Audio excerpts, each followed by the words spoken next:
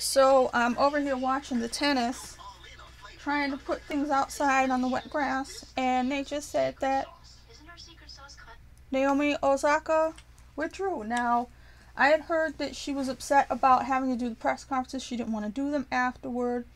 And I know that that's been part of the game, but I haven't watched tennis, like I said, religiously for a long time. As I was a huge tennis fan, as I had less money and was not able to afford a lot of cable channels, and they started showing less and less live tennis on normal TV, I just naturally ended up not watching tennis that much over the last, I don't know, 5 years or something. But I kind of hear things there and there. I catch a match if I can. Um,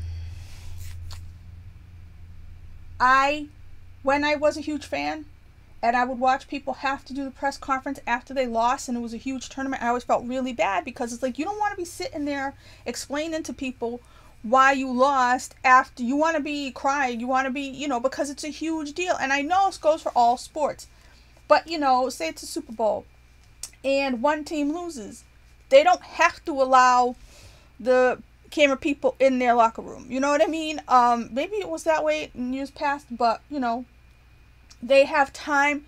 They don't have to just run out there and explain themselves, and that's what it is with tennis. You're out there by yourself. You got to explain yourself. What happened? Why didn't you this? What about your serve? What about this? And I always felt bad for the players having to do that. Now, I don't know if it upset people what she did, but when she said that, I was like, yeah, it always bothered me, and I understand that it's part of the game, but I was saying to myself, maybe if they just gave them a certain amount, just like with how they're able to challenge points now, which wasn't something in the past. Maybe if they give them a certain amount of times where they don't have to X amount of passes per year, where if they're not feeling up to doing the press conference because of a loss, that they're able to.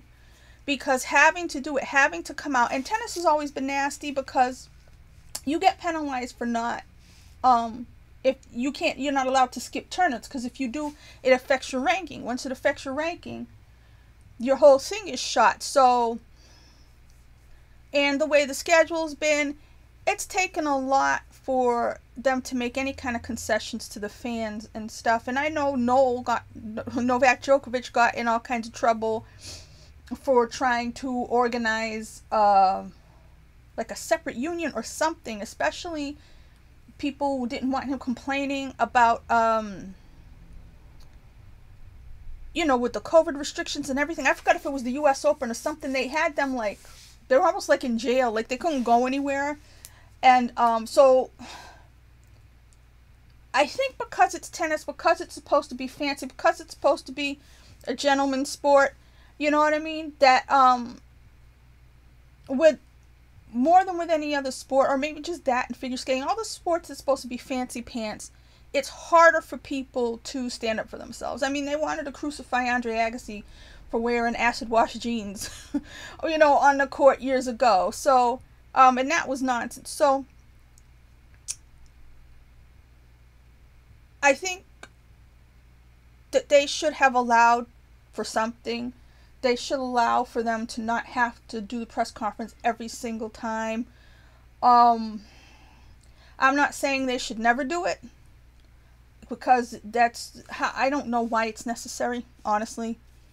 I don't, for strict crazy tennis fans, they want to watch every bit of it, and I get that, but I don't think anybody would cry themselves to sleep. Any tennis fans would cry themselves to sleep if they didn't watch every tennis player do every press conference after every match. I don't think that's necessary. So, but should it be done away with? No, I guess not. But, just like I said, if they gave them enough times to decline doing it over the years, I think that'd be all right. So that they'd come as long as they weren't having a mental health problem or, anything like that. So I think it's amazingly strong that she did this. I know a lot of people complain and say, oh, it's sports, and you have to do press conferences and stuff like that.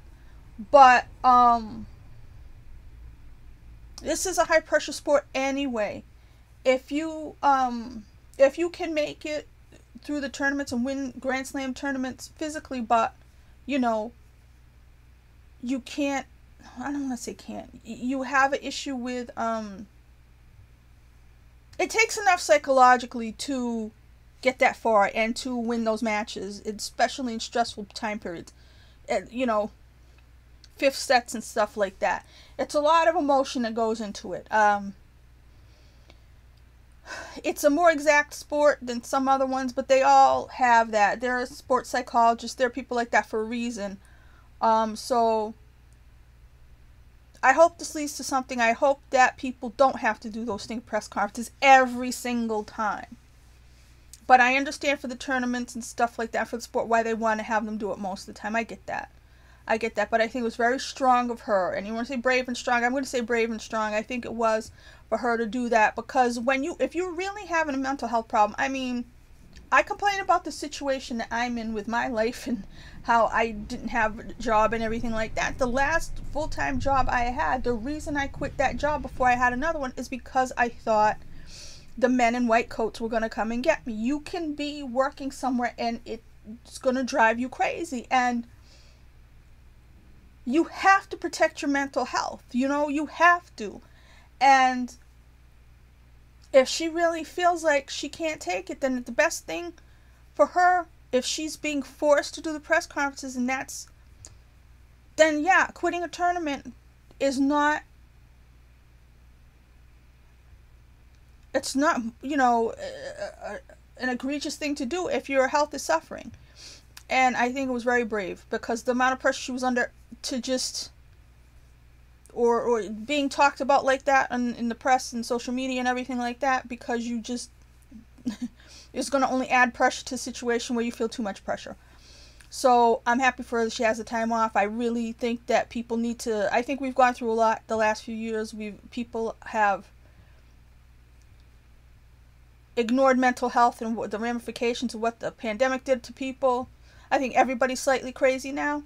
And I'm not saying she's crazy. I'm just saying we all need to be more conscientious of the effects of what we force people to do, what we force people to go through, the day-to-day life of a human, and how it affects you mentally and emotionally. And you can't discount the negative effects the things we do have on other people. And I think it's great that she did this. Like I said, because I haven't been following for the last few years, I really haven't seen her play that much. I think maybe once, you know what I mean? But, you know, I think it's great that she stood up for herself. And that takes an enormous amount of strength. And good for her. And good for her, because you have to protect your mental health above all else. You lose your mind, that's it. That's it. You have a break, that's it. And don't do that just to win another trophy. There'll be other trophies down the line. Take a break now. Good for her.